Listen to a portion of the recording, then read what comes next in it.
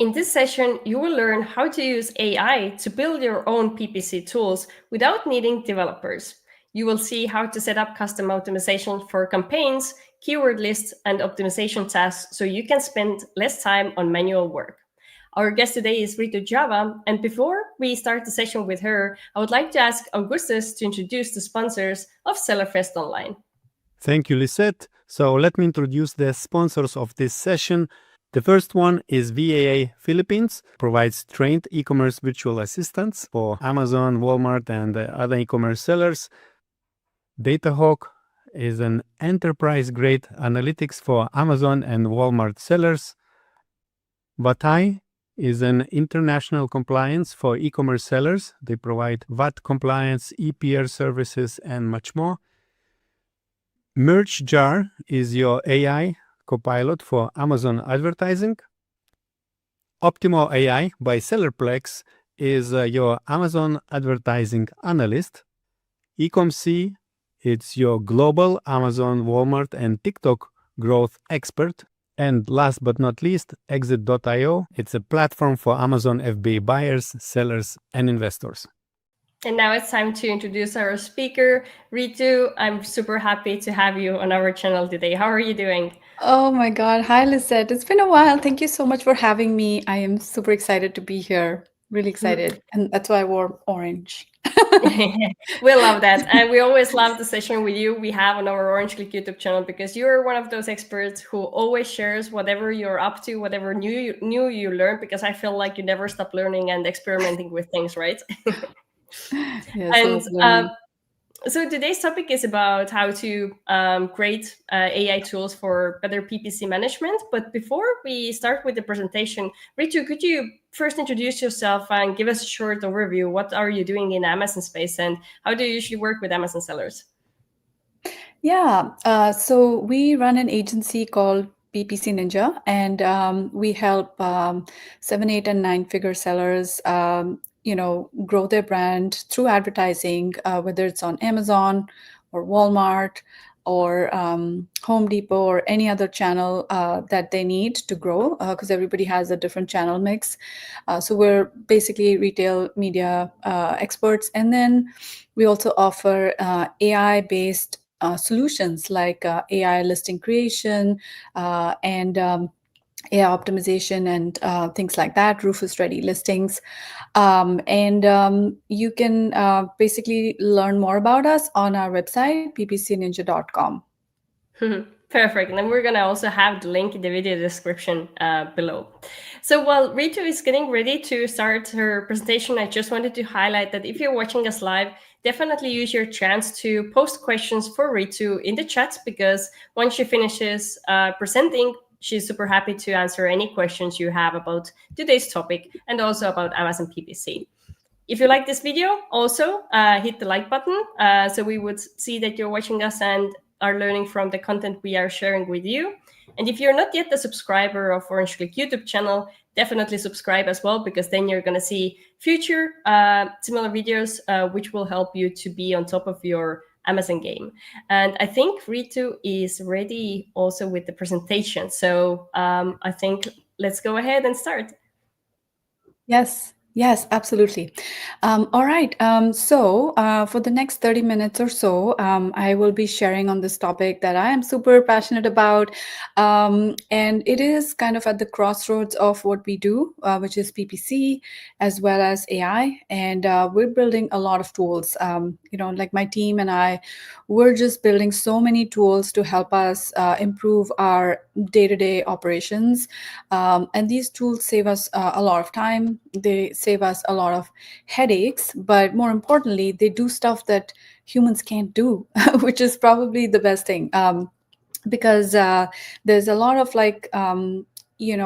workflows that do require a certain kind of digging into that isn't normally advisable for humans, because we get lost in the weeds and we kind of go down rabbit holes and we can't really figure things out. So creating your own tools to solve problems that you face on a day-to-day basis in your business is basically what this topic is all about.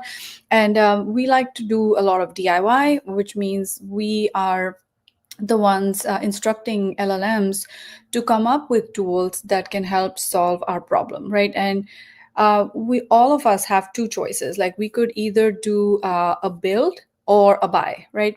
If there's a tool that's already available on the market that does what your business needs, then by all means evaluate the cost of that and add that to your tech stack or add that to your AI tech stack. We all have AI tech stacks at the moment, right? There's tools that we're trying, dropping, and so on. Or you could build your own tools. And today's topic is basically about how you can build some of those tools. And my goal is to give you examples, enough examples so that you start, your creative juices start to flow, and you start to realize that, oh, I could do this with AI, oh, I could do that with AI. And it doesn't require that much of a complex interaction with AI. You don't really need to be a programmer. You just need to know what to say to it. And that's what we're going to be talking about today. I guess we've already gone over who I am, but just to give you a quick backdrop again, I started my e-commerce journey on Etsy in 2010. I'm an engineer with a focus on data science and AI. I'm the CEO of PPC Ninja, as I mentioned. Have been a speaker at many, many events. And then I also have an AI for e-commerce weekly newsletter, which is free. And if you guys are interested, that's the QR code to grab. It comes out every Tuesday, and I just published this week's, but you can always find everything on the PPC-Ninja website at any time. All right, so let's get going with the main topic for today's discussion. So my motto or mantra or whatever you want to call it is that if you repeat a task more than 3 times and you're likely to repeat it again in the future, then it's best to automate it. For example, there's lots of people I see downloading reports from Amazon, right? Every month you go in, you go to a certain report, and then you download it, right? Then every week you probably take a report and then split it into a pivot table and analyze it a certain way. Things like that, they're repetitive because you do them on a cadence. You do them weekly, monthly, quarterly, etc., etc. Instead of having that mechanical manual work of going to Amazon, downloading those reports, or going to any platform that gives you data, there's a better way, right? There's a better way, which is to have that data come to you, right? And although that's not the topic of today's discussion, but we've managed to switch away from having to manually download any reports from Amazon and just have all of that information, including campaigns and their reporting and performance, be streamed to us. And for that, we obviously need to be prepared to have a receiver, right? Where will all this data go? It'll all come into, in our case, into a BigQuery database. BigQuery is a tool provided by Google, and it's pretty much like free to not very expensive. If you want to try it, they give you a lot of credits for storage and stuff like that. So definitely consider looking into BigQuery and automating some of your task related to data, right? You can download them and it comes directly, and then you can just write some little pieces of code called SQL. And even if you don't have it, you can ask ChatGPT, how do I analyze this volume of data that I have, which is like a time series report?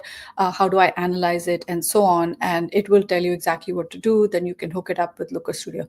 Okay, I might have gone too fast, but that's the part that I wanted to give you just as a background of what's possible when it comes to the mindset of, hey, I don't need to go downloading reports one by one by one. I can just have a system flowing that data into me, and then I can just do all kinds of fun stuff with it, including anomaly detection and things like that. And we've used AI for a lot of that coding, even though we're not coders. It's me and my team doing this, and we don't identify as programmers, and you can all get help from LLMs to get those systems in place. So here are some DIY task type of automations that all of you can actually look into, because these are tasks that are very time consuming, and almost every PPC operation would be doing these tasks at some point or another. So I'll just go over them, give you a small example maybe where relevant, and show you what's possible, right? Okay, the first one on this list is search term normalization. Now, like I said in the beginning, you can either build or you can buy, right? I know that there's tools out there that do a lot of stuff that also do search term normalization, right? Example is Data Dive, right? You have a normalizer that's already built into it. So if you're using Data Dive, obviously just use that and you're good to go, right? But let's say you're not using Data Dive, you're using some other system, and you're downloading a report that has search terms and their search volumes. And now you want to collapse that list so that you only have the most essential words that you can then go and target, right? As you all know, for advertising purposes, dog for bed, sorry, bed for dog and dog bed are the same thing when it comes to advertising with, let's say, broad match modifiers or BMMs as we call them.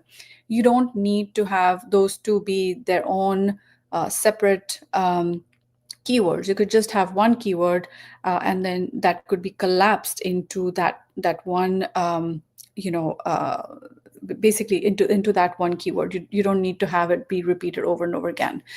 Now, search term normalization also needs to take into account search volume, because even with Data Dive, we know that they give you search volumes for the highest search volume when you have multiple keywords that are similar.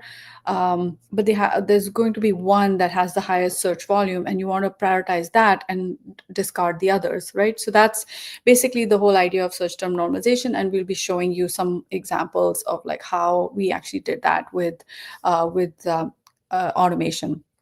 Then there's another example of splitting ASINs into buckets for targeting. So when you're doing competitor targeting, there's many criteria that you look at when targeting a competitor. You obviously don't want to target something that is better than you. Like if the competitor that you're targeting has a better price, a better offer, a better main image, and they have tons and tons of reviews, then targeting them would basically be setting money on fire. You probably don't want to do that, right? So you want to be able to take a list of ASINs that comes out of some keyword research or competitor research, reverse ASIN, and then you get like this bucket, and then you want to split that into smaller buckets. You don't want to spend time doing that over and over again. You can just create a tool and then have the tool based on those rules just split those out. Like you upload a list and get 3 buckets out of it, right? Low, medium, high risk ASIN targets, right?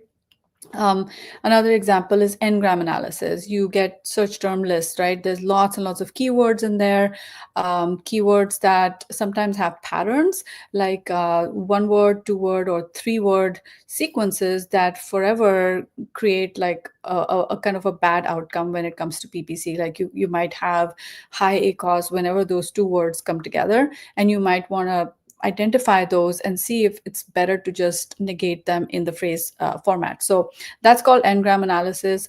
There's a few tools that are offering n-gram analysis as part of their offering. So if you have that, no problem, do that. Otherwise, you can always create your own n-gram analysis tool using AI. Okay.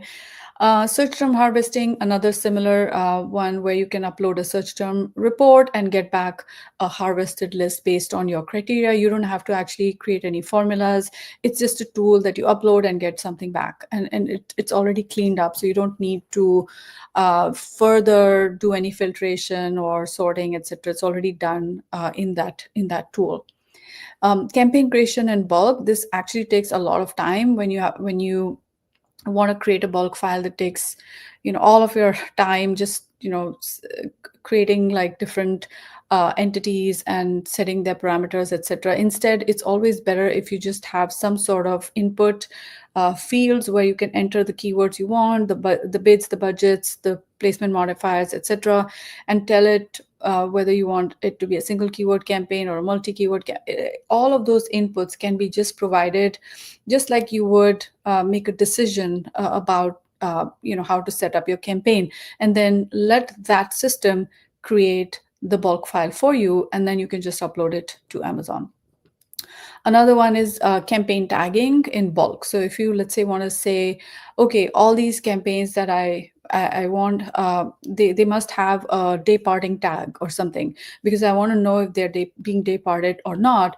You can always go up and just put a tag and upload the the campaign file, and then it gets completely fixed, and then you can upload that bulk file to Amazon. So really cool use cases of having ideas for saving time. Rufus extraction. Rufus extraction is very important now because Rufus gives us a lot of clues as to what shoppers are asking on the search results page.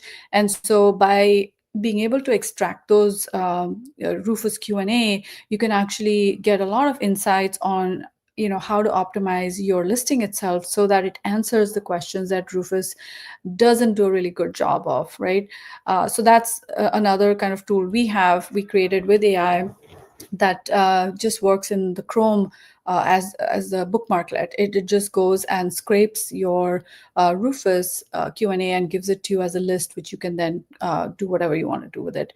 SQP report analysis. Once you have an SQP downloaded, like SQP reports downloaded in bulk, then what do you do, right?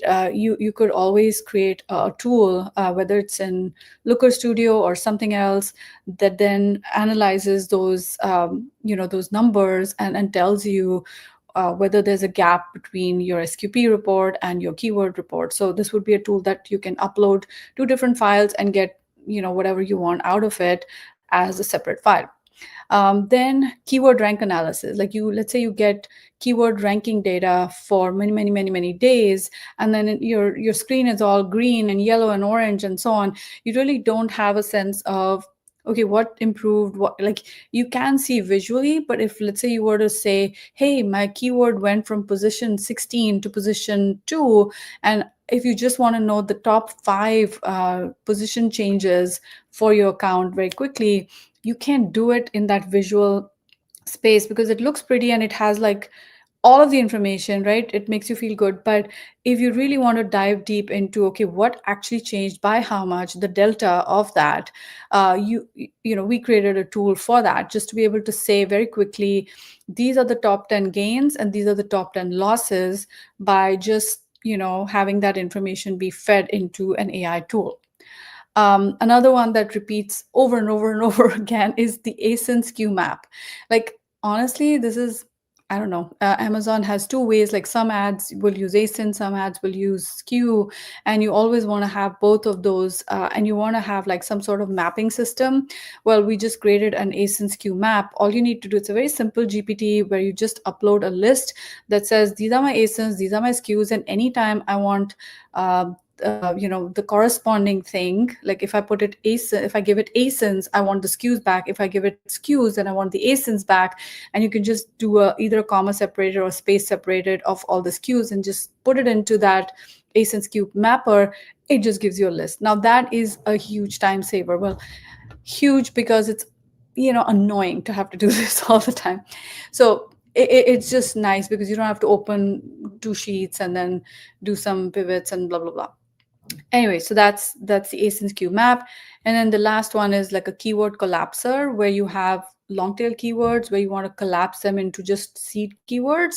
Again, this is really great for PPC. Like you can actually have an AI do this for you and you don't have to do it. So these are just some of the many tools that we've created within PPC Ninja to help our clients, get the benefit of efficiency, right? All of this goes back to our clients, and so we're not only are we keeping an eye on everything that needs to be done, but we're doing it in a way that doesn't strain us, and it also gives that efficiency back to our clients. So just giving you some screenshots of what these tools are that we've created. The first one that I already shared is the campaign creation tool. This tool is really cool because you can actually select which campaign type it is, and it gives you like all the different types of ads, including sponsored brands and sponsored video and so on. It gives you SKUs, it gives you any ability to kind of add a prefix, what the start date is, and so on. This stuff, like all the basic information that you need to create campaigns. It's all in there, and it was built by one of my team members. Really cool tool, saves us a lot of time collectively. Here's another one, BMM collapser. So this basically takes a long list of keywords and compresses them into broad match modifiers with the plus signs added. So you don't have to go plus, plus, plus, plus, or you don't have to put a formula that adds the plus signs in front of each word part. It's just done by this tool. So it's kind of ready to go. And then this is what it can look like. Your list on the left is slightly long tail keywords. It gets rid of like superfluous words and then just collapses them into just the main seeds, roots, and then puts a plus sign in front of it. So it's ready to be added to a bulk file, especially the single quote that's required in Excel. Otherwise, your formulas become wonky. So you need that. And this tool actually adds that in. So it saves you a little bit of time, but it's kind of useful. Another one that I showed you is campaign tagging in bulk, where you can just upload your existing bulk file or whatever, and then just say for these, or like a list of campaigns that you want the tag to be added to, and then it'll just add the departing suffix or whatever you want to add in your tag, and it'll give you a bulk file that can be uploaded. Here's another one. This is what I was talking about earlier, the ASIN SKU map. Again, you just enter your brand ASIN or SKU, and for 3 or 4 or 5, whatever number of SKUs you want, and it just gives it to you for those. Okay, so now that you've got a good idea of like what's possible, let's actually do a step-by-step for a particular example.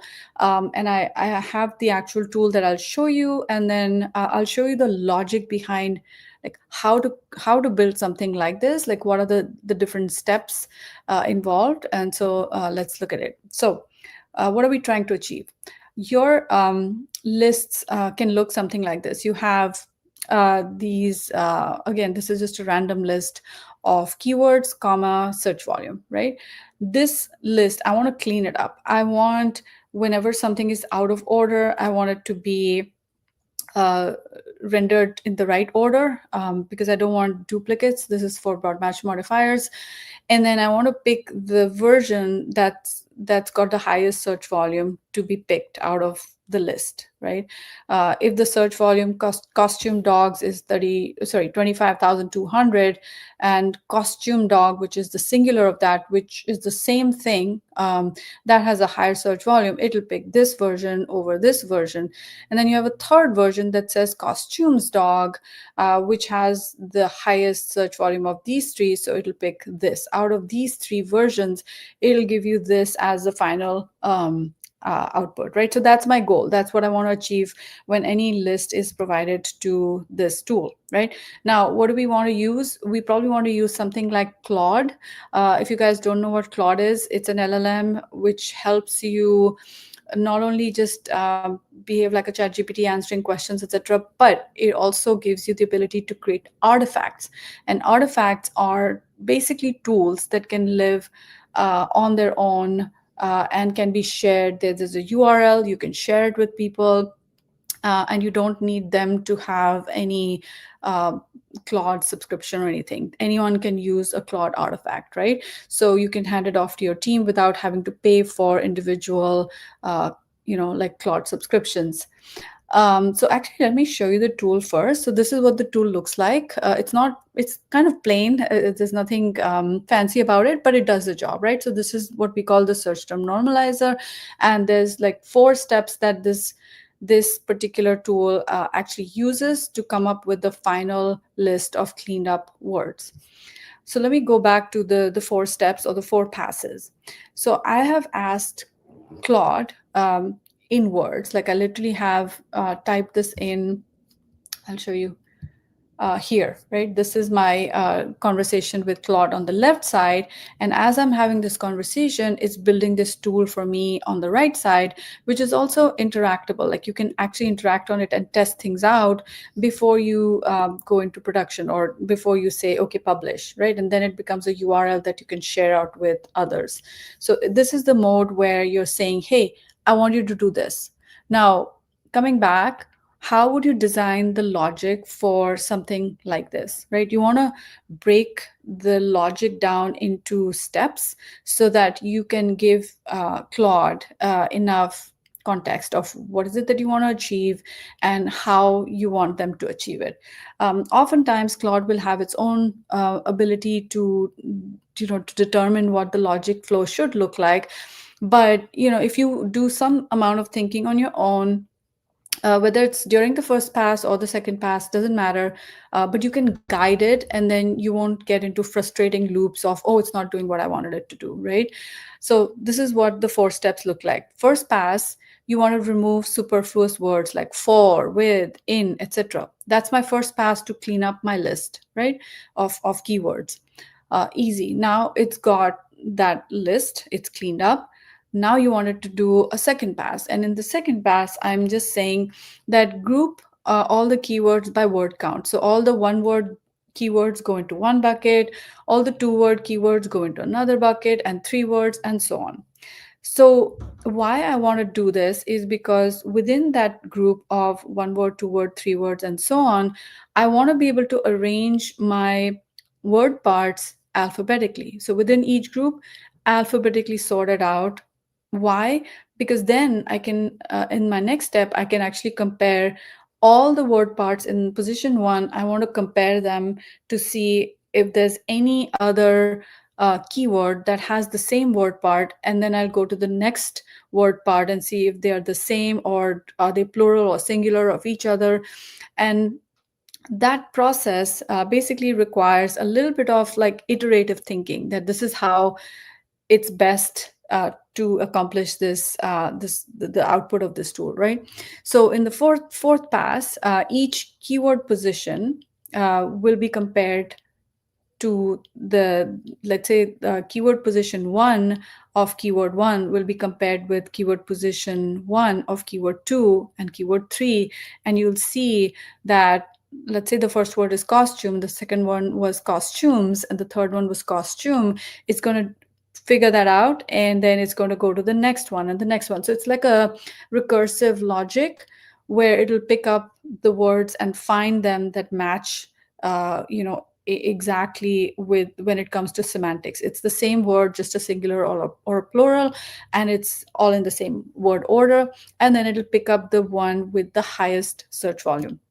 So that's basically what this logic looks like. So let me break that down again. Pass 1, what am I doing? I'm cleaning up superfluous words. So this is what it's done. It has basically removed all the fors, and it's cleaned up the list. It's given me the same thing, but without the connecting words. Then it's splitting it up into 2-word, 3-word, 4 words, right? And then what it's doing is it's arranging it alphabetically. So everything is like first letter is costume, then dog, so CD, right? So it's going to arrange everything so that now it's all lined up. Now it's easy for anyone to see, till this point they're the same, after this point they're different, and so on. And then it'll pick up the highest search volume word and discard all the other terms in another bucket. So you get the normalized terms and you get the discarded terms, so you can actually see what it discarded and what it retained, right? So now let's look at how this, I'll just give you like a demo. So this is my list, the one you just saw. And then I go in here, and then I'm just going to paste that list in here. Now notice that it has this little checkbox that says my input includes search volume data. So that's when you have a comma separated search volume data, but sometimes you don't have search volume. You just have a list of keywords. That's fine. This will still work in that case because then it's going to compare the importance of a keyword based on semantics. Like if one word is more popular than the other based on its own AI understanding of the popularity, it is going to use the highest potential search volume word and give that to you, right? But for now, I'm going to mark this because my input does include search volume data. And then I'm just going to hit normalize search terms.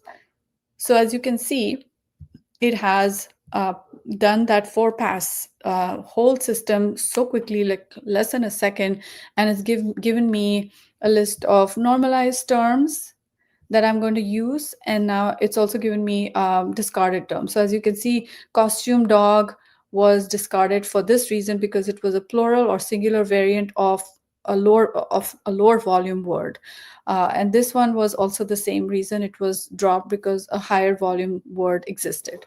So imagine being able to save time where no one actually needs to go and do this. And you also don't, basically, you can avoid the risk of having like unnecessary duplicate words floating in your PPC, because that generally like splits the data. And it's hard for you to know whether it's like what's causing it, because the search terms keep matching to two different words, and it's not clean, as you guys know. So basically that's how you would go about thinking through the process of creating a tool like this. Now, because I'm here, let me just give you a little bit more. The conversation with Claude happens here. Like I said, if I want to add, let's say, another button, let's say I say add a download button or something, like whatever you want to say, you can actually say it and it will just do it for you right here while it's on this. I'm not going to do this because this is a live tool and I don't want to mess with this, but as you're building conversations, what it's going to do is redo this whole UI and improve the logic. Whatever conversations you're having here, it's going to do it here, and it's going to give you versions. So as you can see here, I have 22 versions of this tool that I have worked on iteratively multiple times till I got the version that I know works for sure. And then once my version is finalized, then I'm going to say publish. And there's a publish button in the top right. Once you publish it, you can actually copy the link to that and give it to your team, give it away as a giveaway, whatever you want to do. So this is how you work with Claude to create mini tools, mini apps that you can use to improve your PPC. Now, I'll tell you one more thing. Let's say you give this out to someone. Just note that the code for this can be repurposed by them. They can make their own tool, like almost like an offshoot of what you have. Your tool can be the starting point, and then they can go and change the colors, change the font, do whatever they want to do. And how do you achieve that? They can do it with the customize button. So let's say, so I'm just going to show you customize. When you say customize, it will make a copy of that tool, and now it'll start from version 0. So now you can build on it and you can actually make changes to it. And this is also useful when somehow it's still not got the logic and it's still hallucinating, or it's still kind of stuck in a loop. You can actually stop it right there and take a branch of it and then say, hey, this is still not working. And like all LLMs, if there's errors or hallucination, you can always screenshot whatever you're seeing and put it back in here, paste it back in there and say, hey, this is the error I'm getting, fix it. So that's basically how you want to work. Now, there's an advanced way of doing things, which this morning I had the podcast with Danny, where we do a go with the flow podcast. Danny McMillan, we were talking about a different system where you could use agentic stuff to watch what is happening, so that Claude can be intelligent about like what it's seeing. Right now, it cannot actually see the UI. It just knows the code that you wrote that generated this UI, right? So that's why you have to kind of keep taking screenshots and putting it back into Claude, and it doesn't know what you're doing here. But there's tools out there that can help you make that information visible to Claude so that it's seamless and it becomes easier for the removal of like errors and bugs and misunderstandings. It happens faster. So yeah, so I hope that was helpful. Like this, we have lots and lots of artifacts. These are called artifacts, and you can find them here. Like if you go into your artifacts section, you can actually find lots and lots of artifacts that other people have created, and you can start with their artifacts and then just build on them, customize them, or you can create your own, and then they will show up in this section, and that's how you basically build tools for all kinds of things, not just for PPC, but all kinds of things. Yeah, I hope that was helpful. So that brings me to the end of my talk today. Again, that's the QR code for learning more about these sorts of things. We talk about AI in our newsletter, AI for e-commerce specifically. So if you would like to join, here's your chance. Take a screenshot of that and sign up for it. That's Perfect, Ritu. Thank you so much for introducing that. Very interesting, and hopefully people were taking notes and probably also need to rewatch bits of it to kind of play around at the same time about what you just were teaching us. Before we take some questions which we have for you, I would first like to introduce the VIP package, which is available for the Seller First Online participants. The VIP package consists of 20 additional expert sessions, which are not available anywhere else. You will have lifetime access to them. Ritu also recorded a session for you, but before we go to that, I also wanted to introduce you 2 bonuses which you will get together with this VIP package. And one of the first bonuses is recordings from the European Cell Conference 2024, which is the biggest physical event Orange Klik organizes. So you're going to have access to all of the speaker sessions which were taking place at this year's event. And bonus material number 2 is an exclusive masterclass from Brandon Young about product discovery, validation, and AI design. So it will also consist of about 30 different lessons. So it's definitely worth checking this package. You're going to have the link in the video description below. And again, as I said, besides these 2 great bonuses, you're going to have 20 additional advanced sessions. And as I said, Ritu also recorded a session for you. Ritu, can you share us a few things? What did you record within this presentation, and what sellers could learn from it? Yeah, so I guess the main topic is right there, the building profitable audiences with Amazon Marketing Cloud. And Amazon Marketing Cloud can feel intimidating, but I kind of tried to make it easier for you guys to understand, so that you have a good starting point, and then you can expand from there. Definitely use this as a base and use other material that's already published by many people on Amazon Marketing Cloud, but it is becoming something that every PPC manager should be aware of. Very good. Thank you so much for that. And now, Ritu, let's take a question for you. So Mas is asking if they could use OpenAI instead of Claude. So yeah, it's interesting you use Claude, so maybe you can expand a little bit on that. For sure, yeah. So I Maz, I use 3 tools, actually 3 LLMs that all have different advantages, disadvantages. So I use OpenAI for tools, I use Claude for tools, and I use Gemini Gems. Have you heard of Gemini Gems? These are really cool GPT-looking things. They're like little programs that can achieve certain goals. And Gemini Gems tend to be I guess free if you're on the Google Gemini workspace. Like if you're a Google user, then you would be able to get Gemini Gems for free. Previously, gems were not shareable. You could only create gems for yourself. But recently, just almost a week ago, they have opened this up. So you can share gems with other people as well. So you can use OpenAI, Claude, or Gems. The only advantage to Claude, I kind of like it a little bit better because of the coding aspect. It's good at coding, and it has a visual interface that you can see in real time as it's being built. Whereas with OpenAI, you're limited to custom GPTs, and custom GPTs can be they can be used, but they're not like the UI that you were looking at. For that, you do need to have either Claude or Gemini Studio. One of them can, yeah. Okay, very good. Thank you very much for that answer. So another question is about, could you share how to write a good prompt for AI to clean up search term reports and pause underperforming keywords? Yeah, that's a great question. So I would say you start with this requirement. Like you want to start with a simple prompt and then ask the LLM to give you a more comprehensive prompt.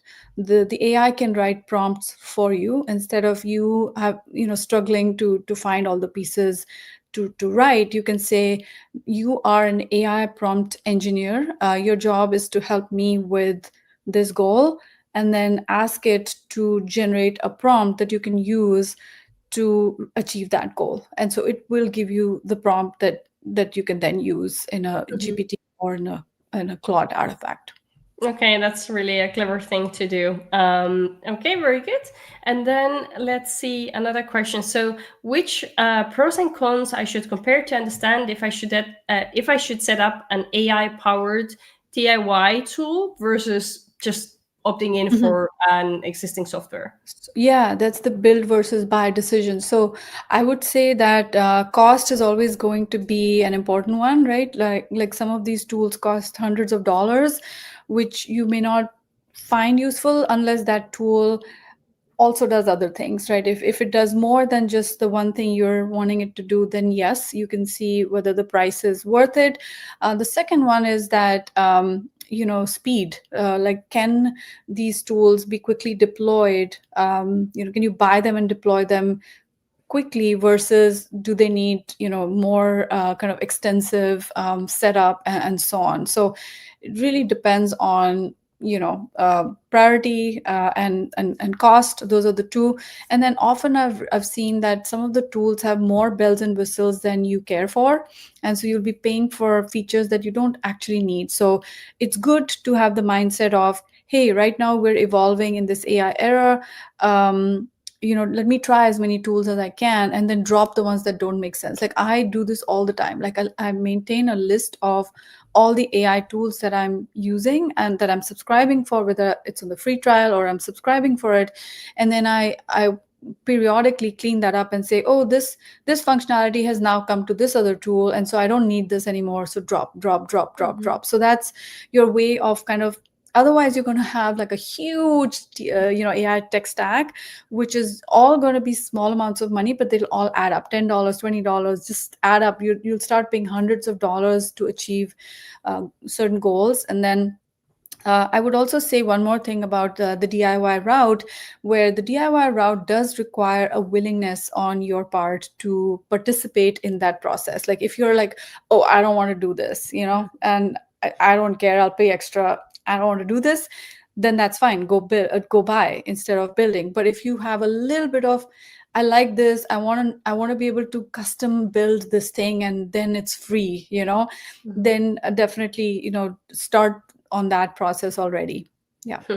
Okay, very good points. Thank you for that. So Ritu, before we end the session, I also wanted to ask you one more time to shortly summarize what PPC Ninja is doing and how do you help Amazon sellers? Yep.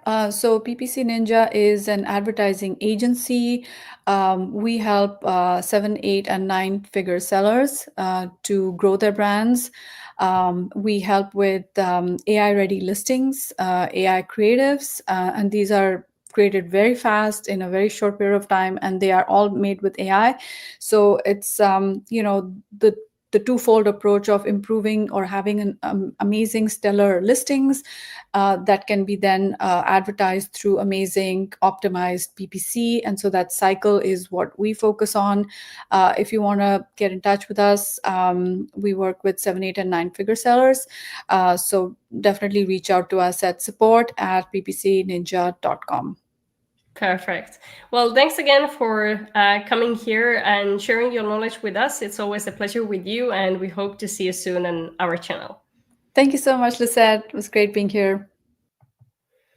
And now I would like to invite you to watch another video where you will learn how to scale your PPC campaigns with AI video ads.